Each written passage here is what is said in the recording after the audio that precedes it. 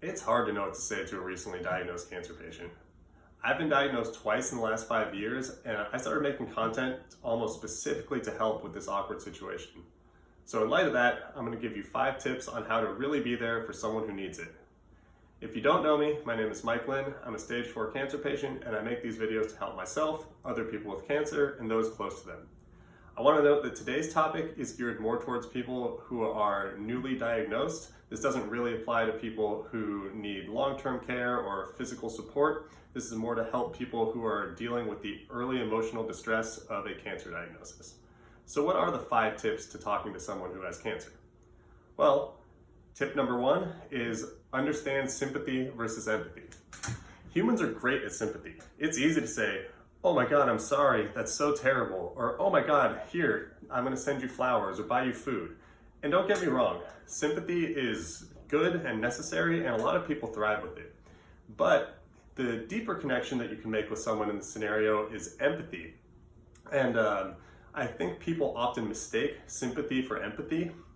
The other thing to note about empathy isn't imagining what you would want to have happen if you were in that person's shoes.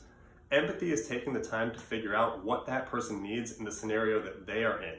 So for a cancer patient, that means communicating with them and learning where their headspace is at, and then helping them achieve the things that they need to have happen on their terms, not yours. Again, sympathy is not bad, but understand what really works in the long term. Tip number 2 is, unless you're a doctor, you're not a doctor. Now, I know this is maybe going to offend a few people who have reached out to me recently, and trust me, this isn't directly targeted at anyone. I'll take all the suggestions and help I can get, but for the most part, if someone is receiving proper care from an oncologist in a good environment, they don't need to hear about the most recent clinical trial or anecdotes about someone eating an all-fruit diet and it working. Everyone's diagnosis and treatment are unique to them.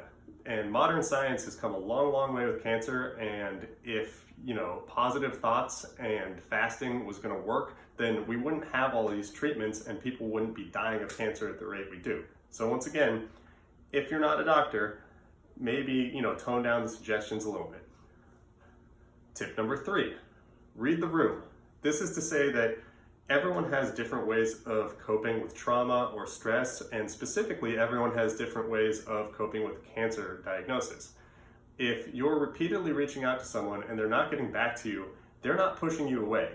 Similarly, if someone is repeatedly asking you for help, or they're doing some weird things such as being fake optimistic or maybe trying things that you don't think are necessarily best for them, it's probably just a coping mechanism. I'm not saying to encourage destructive behaviors or support things that you don't think are going to work in the long term, but you want to relate to the person on their terms, otherwise you're never going to connect. Tip number 4, don't tell a cancer patient they're brave.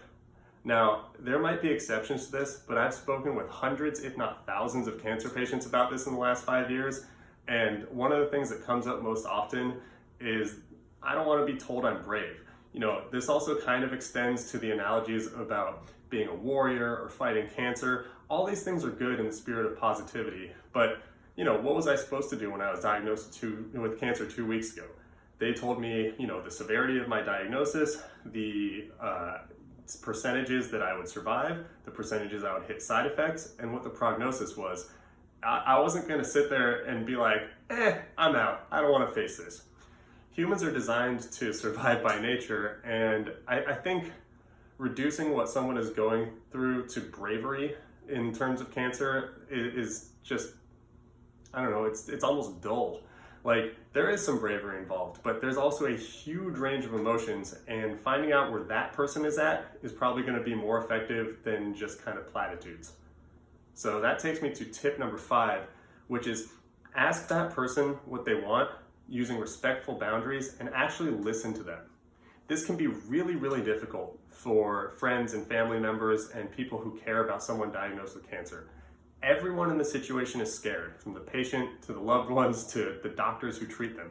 Cancer is super serious. The range of outcomes, it can be grave, and even if the worst doesn't happen, it alters your life. But when you start to impart, your feelings first onto that person, it muddles it even more. I think what people want is an experience that's geared towards their personality and their needs.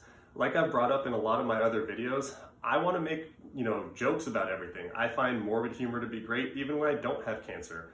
I always appreciate love and support from people, but it also helps when I can discuss this in real terms with people, when I can talk with how it's changed my day-to-day life, how it's changed my viewpoint on the future, and the things I find kind of fascinating about the weird responses going on in my body during treatment. Once again, everyone's diagnosis and everyone's mental health situation is going to be different. So the best way to figure this out is by talking to them. So those are 5 really quick tips on how you can talk to someone with cancer. And believe me, I know it's not easy. If you're watching this right now, you either have cancer or are experiencing, a loved one who has cancer, and there's no one-size-fits-all solution. But I encourage you to be pragmatic about the way you talk to people. Don't let your emotions overtake the opportunity to really help someone out, and just be there if you're going to say that you're going to be there. That's all I have for today. Thank you so much for listening, and I'll see you next time. Bye.